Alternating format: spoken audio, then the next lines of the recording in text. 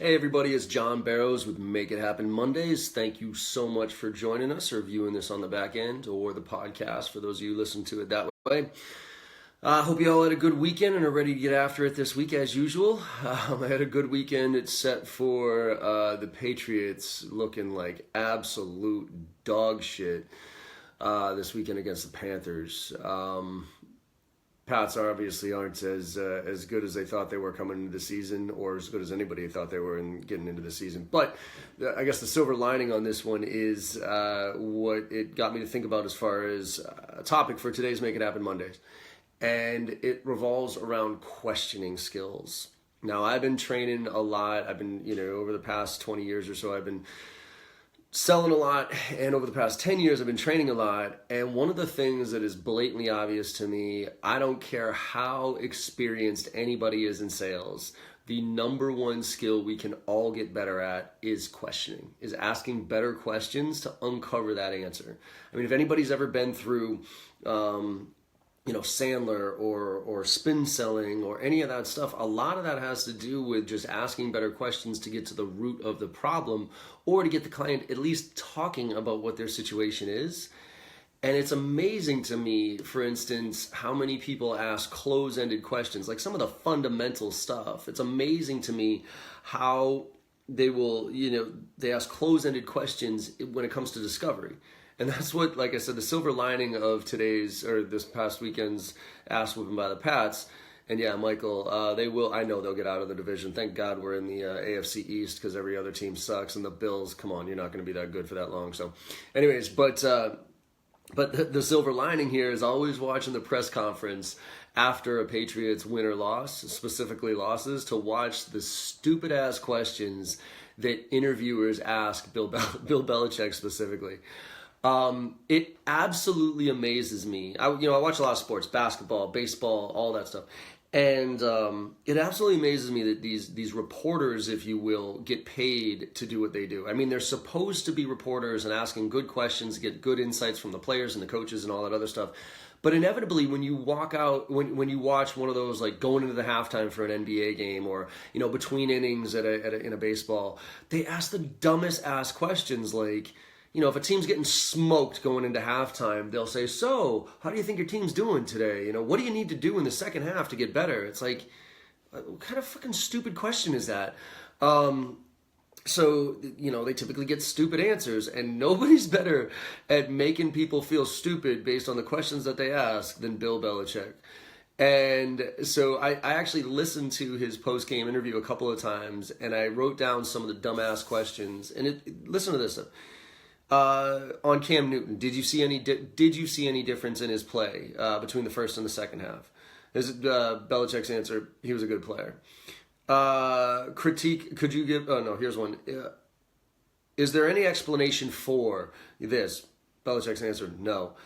Is there any commonality between the losses that you've had? No. Belichick's answer: was there any thought into? No. Do you see this as a coaching or a player problem? Both. Popovich, again, Michael nailed it. I actually wrote a post on this a long time ago where there was a scene where Popovich was being asked questions after they got absolutely annihilated in one of the games in the playoffs. And the questions that people were asking him were so bad that he was just yes, no. And then there was a part where he actually looked in the crowd, or you could tell he looked at a reporter that he saw in the front. And he just looked at the guy, like you could tell he probably knew him. And he just looked at him and kind of put his hands up. He's like, what do you want me to say here? He's like, these are the dumbest fucking questions I've ever heard. And so looking at the questions, I counted 15 questions, okay? 12 questions that were asked by Belichick, to Belichick. 8 of them were close-ended questions. Is there, was there, did you? If you want somebody to talk, now, don't get me wrong, I think it's almost impossible to ask Bill Belichick a question that he's going to open up on. If you really want to do that, by the way, you have to know him. You have to ask about lacrosse. He'll open up about lacrosse, and then you'll have to ask him about the kicking game. Those are the 2 things that he actually gets very passionate about, and he'll talk in detail about. But other than that, you good luck getting any intel out of him, because he has no tolerance for people who ask stupid questions. but especially close-ended questions. Even Brady, I listened to his interview, there was 9 questions asked to Brady, and 5 of them were close-ended questions. Again, if you want to, this is sales 101 stuff, ladies and gentlemen. If you want somebody to talk, you at least have to ask them open-ended questions to get them talking a little bit, and ideally about things that they care about, that'll make them feel good or get them talking about some stuff. All right. It's the same way with our clients, specifically when we're sitting down and talking to executives. I'm still marveled by how many, when I sit in on calls or I sit on disco calls or something like that with clients and reps asking these questions, they ask very close-ended questions during the discovery phase. And I will tell you, there's only one population on the planet that answers close-ended questions with open-ended answers, and it's sales reps. We are legit the only ones, when asked a yes or a no question, will say yes, but, and then go on for the next 45 minutes about something completely irrelevant. Most other people, when asked a yes or no question, will say yes or no.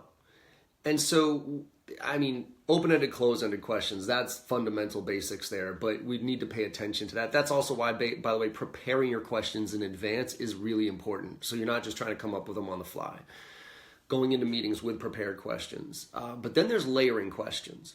And layering questions, those are when, I'm actually a huge fan of layering questions. It's to try to get to the real understanding, whatever the issue is. So as an example, again, for those of you who've been out there with Sandler, right? Sandler talks about the pain funnel. First layer of pain, second layer of pain, third layer of pain. A lot of that just has to do with layering questions and getting to the real meat of what that pain really is, right? Because, the concept there is they're going to give you some surface level pain. Oh, we haven't hit our target. That's why we want sales training. Oh, well, what does that mean if you don't hit your target, right? Help me understand a little bit more about that layering. Well, if we don't hit our target, then we're not going to get our next round of funding, or it's not going to be as high as we wanted to. Okay, well, what does that mean to you, right? And that's that personal level of pain that you can hone in on. Same thing with spin. All that stuff is really trying to understand what the client's real needs are. So layering questions are in the form of explain to me how, or could you give me an example of, or could you clarify for me how? And by the way, that's also an objection handling technique. So it's called the clarification technique. When somebody says, for instance, we don't have any budget for this, you say, but help me understand. What do you mean by that? Do you mean you literally have no money as a business? Or this isn't a budgeted thing, or you're just spending money in other areas that you think is more important than this, right? Help me understand that. Those are 3 very different objections, by the way. And so that clarification, or those layering questions, if you will, are critical. And I've actually used them to help slow myself down a little bit, because my inclination when you ask me a question is to immediately answer whatever your question is. That's just my nature. And obviously sometimes I've given answers that aren't the right ones, or if I had thought about them a little bit more, I'd probably be able to come up with a much better answer.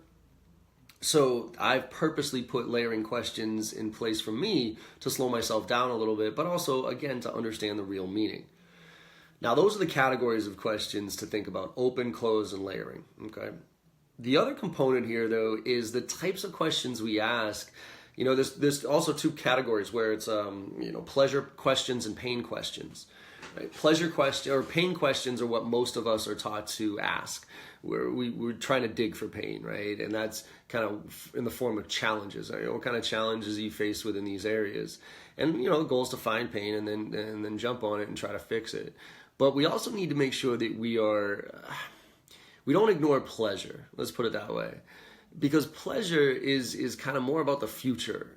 Right? Pain is usually about today or yesterday, which is why people below the power line are typically in pain, right? Where people above the power line are typically focused on tomorrow, which is usually pleasure. And so I try to ask both pleasure and pain questions, right? Pleasure is more in the form of, hey, what kind of opportunities are you seeing here as it relates to this? And the goal there is, again, to get you talking, because that's what I want to do. At the end of the day, my goal in a sales call is to get you talking and direct that conversation so I can get as much out of you as possible, so I can share with you exactly the components of my solution that are going to make the biggest difference. And you got to be paying attention to what people like to talk about.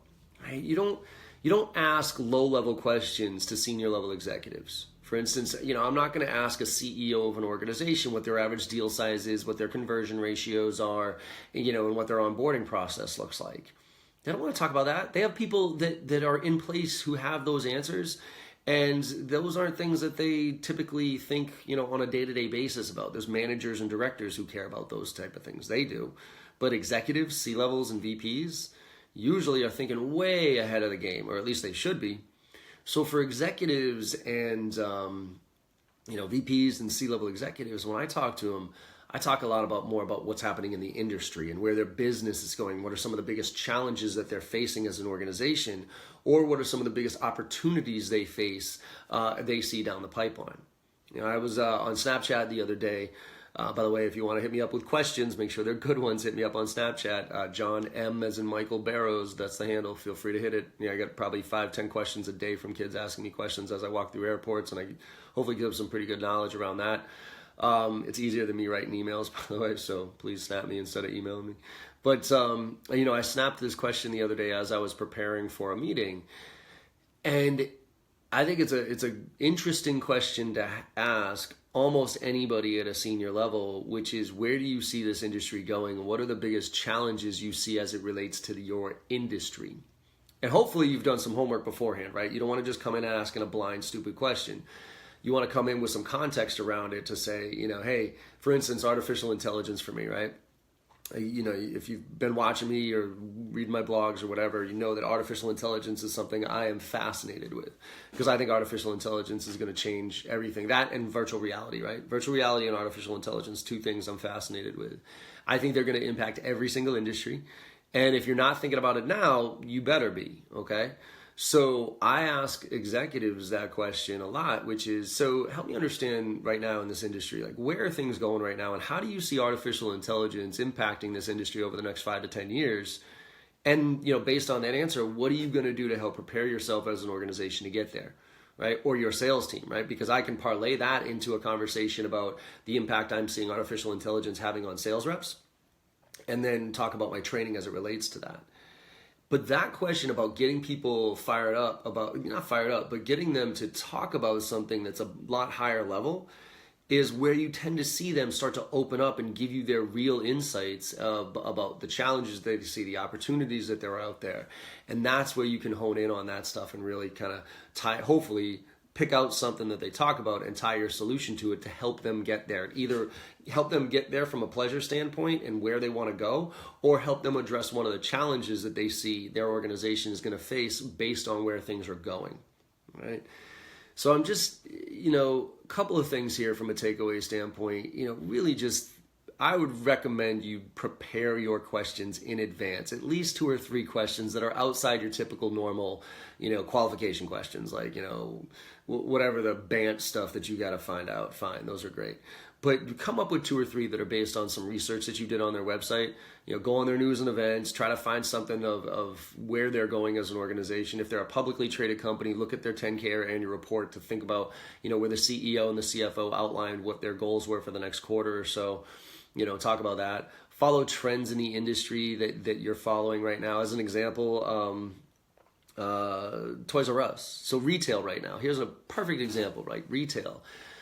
When Amazon bought Whole Foods, that sent shockwaves through the industry. Through the retail industry alone, not just the food industry, right? Not just grocery stores and stuff like that. But that sent shockwaves through the entire retail industry because, Amazon's obviously this behemoth that is eating up a lot of mom and pop shops and everything else. But you still got Walmart out there beating them up, trying to fight that fight. But when they bought Whole Foods, like, nobody ever looked at Amazon as a way to, for food, right? Because it was like, okay, yeah, maybe I'll buy some canned stuff or some non-perishable things. But as soon as they bought Whole Foods, it was like, holy shit. Now, all of a sudden, Amazon is legitimate in the food industry, right? And especially in the grocery chain and retail shop industry. You think, okay, retail, clothing, for instance. Well, yeah, not too many people go to Amazon to buy clothes.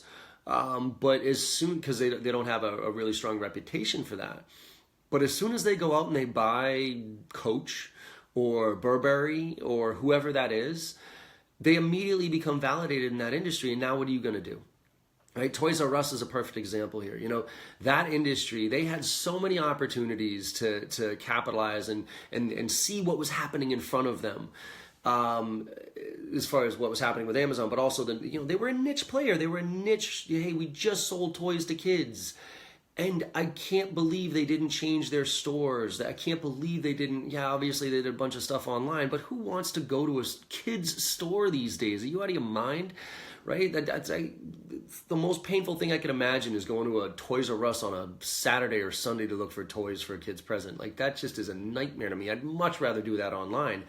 But if retail, if for them they started to evolve and they started to do stuff like some cool events at their stores, or became whatever. I mean, pick a toy that has some popularity to it and run contests around it, or even like all the gaming systems, right?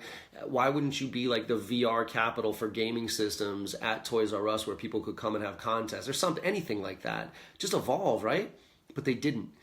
And so right now with Toys R Us going out of business, with Amazon buying Whole Foods, if I'm meeting with somebody in the retail industry in general, I'm bringing those things up, specifically on the executive side of the house. I'm bringing those things up and I'm asking, so what do you think happened to Toys R Us? Why didn't they evolve, and why are they going Chapter 11 right now to an executive in that field, and see what their perspective was, and then obviously talk to them about what they're doing as a business to help them evolve and make sure that doesn't happen to them, and then ideally tie my solution to that. All right. So think about the way we ask questions, and try not to ask stupid questions, or make statements like, tell me about your business, or tell me about your priorities, or any of that stuff. I'm embarrassed to say the majority of my career, I've always been a priority-based seller, but, the way I used to get to that was, so tell me about your priorities. And looking back on that, I used to get very vague answers, like revenue, right? Let me show you how I could impact your revenue.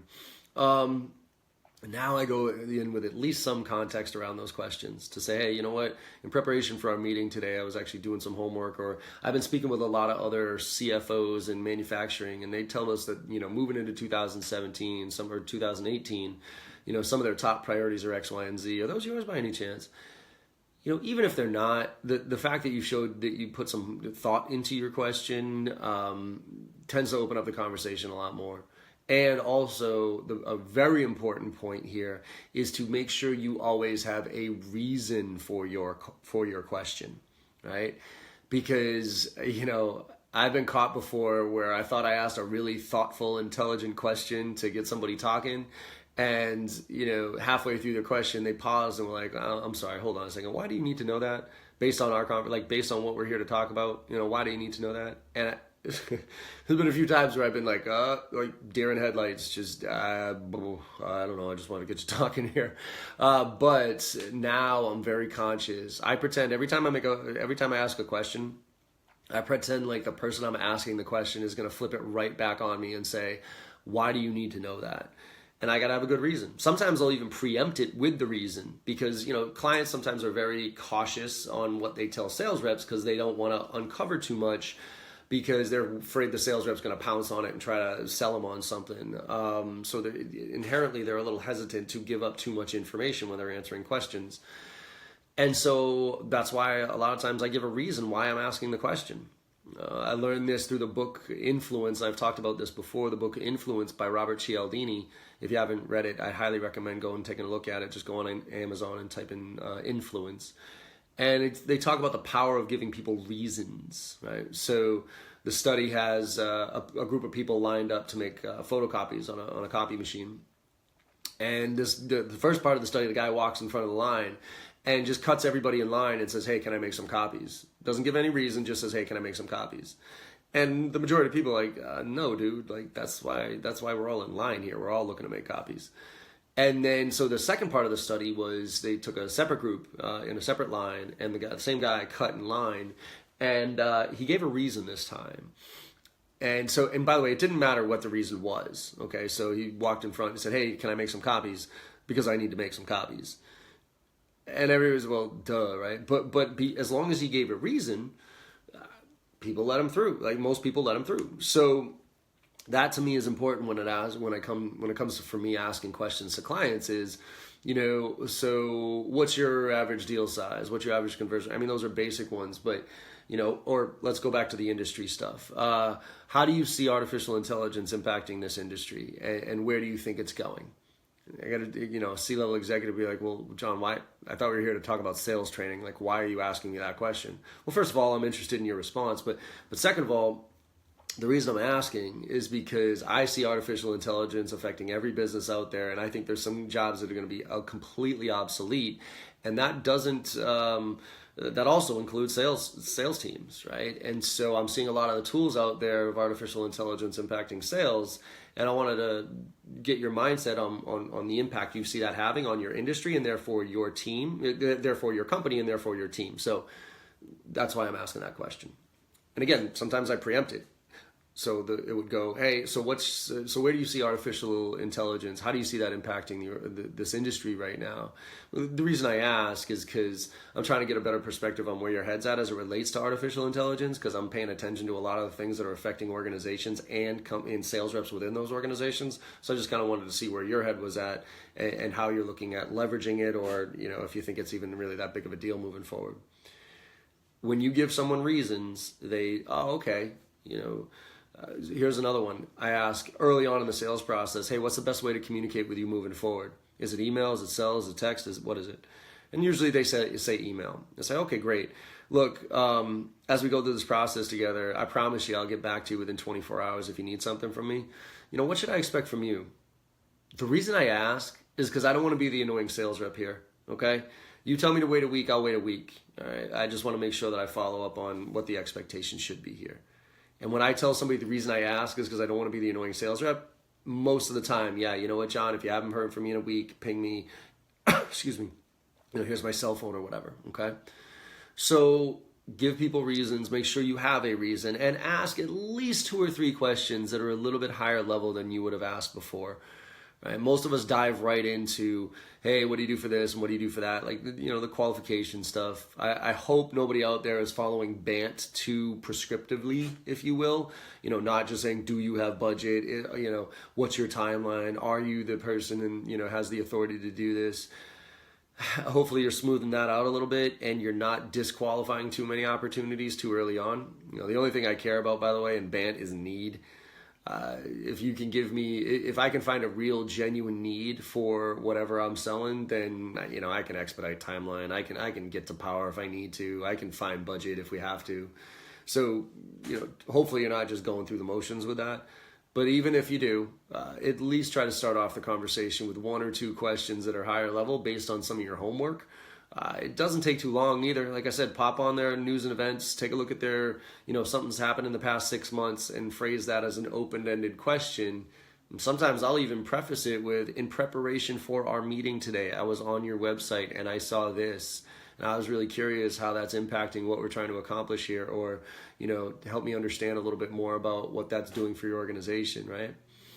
And I want somebody to, if you've ever been in a meeting and within 5-10 minutes they say, wow, you've done your homework, right? If you've ever been in one of those meetings, you know exactly what I mean by that, and you know exactly the difference that makes to the conversation and to the dialogue. All of a sudden somebody's sitting up in their chair, they're engaged in the conversation. And that's the other thing, is you got to get them talking, right? If you just keep asking closed-ended questions, they keep answering closed-ended ways, and you're not engaging and getting them to talk about things they love talking about, then the likelihood is it's going to be a pretty one-sided conversation, and there's strong likelihood you're not going to understand what you need to understand so that you can develop the solution for them, and therefore your follow-up is going to be pretty meaningless. So in summary, I don't know if anybody has any questions, but I'm going to be finishing up today. I got to bounce off a little bit early today to do a session with another client here, but if you do, feel free to pop them in. But in summary, think through the questions that you're going to ask, practice question skills, see what type of answers, write down the questions that you asked beforehand, and then after you get out of that meeting, make sure that you kind of highlight the ones that got a conversation going, okay? Make sure you have a reason for your calls or emails, but also make sure you have a reason for your questions, and try to level up a little bit. right? Level up a little bit. Don't go crazy with it, but level up. And also layer in questions. Make sure you use those. And pleasure and pain. Remember, always got to look for pain because that's a lot of times why people are talking to us, but don't ignore pleasure, okay? So with that, one final note here. I am doing next week, so I think it's on the 9th, October 9th. I'm doing a Make It Happen Mondays with two of my favorite people, Trish Bertuzzi from the Bridge Group and Doug Landis from Emergence Capital. And we are actually doing a session at Dreamforce coming up in a few weeks, or actually in about a month here. And we're going to be talking about artificial intelligence, like I was just saying earlier in this conversation, and talking about the impact on sales and what we should be paying attention to in sales. You know, I've gone all the way from totally freaking out about artificial intelligence to really like, yeah, okay, is it really that big of a deal as it relates to sales? And Doug is super knowledgeable about it. Trish is actually using some of the tools like Chorus and that type of thing with her company, and so artificial intelligence is having an impact for her. And for me, I'm just curious. You know, I'm just sitting there going, all right, what I want to talk to people who are smarter than me in this area and have a dialogue on what I really should be caring about these days. So hopefully you can join us. If not, look for it after the fact. And if you're going to Dreamforce, come on out and meet up with us because it'll be fun. We're going to be doing the sales summit on the first day of Dreamforce, which is Monday, the November 6th. Okay. And last but not least, I have a couple of very cool announcements coming up here soon, so please pay attention. I'm hiring somebody. Finally decided to bring somebody on to go out there and do some training. So I'm going to be announcing that at the end of October, and also going to be launching my new online course for Driving to Close to help everybody close out the year strong. So keep an eye out for that one as well. All right, everybody. Final thought here. Try to make somebody smile today. There's some depressing shit that happened on the news this morning in Vegas. We all got to keep coming together here. Don't just pray for people. Do something about it, all right? Go out there and make somebody happy. Go try to, get into a dialogue with somebody to understand where they're coming from. And let's stop yelling at each other and start trying to turn this thing around, because we need to, because we all need each other on this in this wonderful world and this wonderful life that we're going through, all right? So make somebody happy today and make it a fantastic week, all right? Make it happen. Late.